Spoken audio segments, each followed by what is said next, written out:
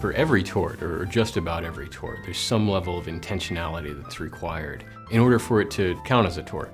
And this makes sense given tort law is the law of wrongs, where it's governing wrongs done to people. Usually, we think of wrongs as things you do with at least some level of intentionality.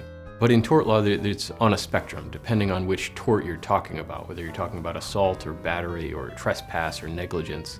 And so different states of mind or different levels of intentionality are required for different torts.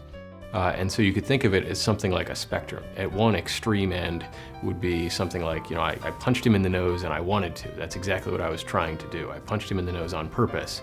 And that would be true, pure intentionality. You consciously disregarded a pretty obvious and significant risk. That would be recklessness, which is a different level of intent.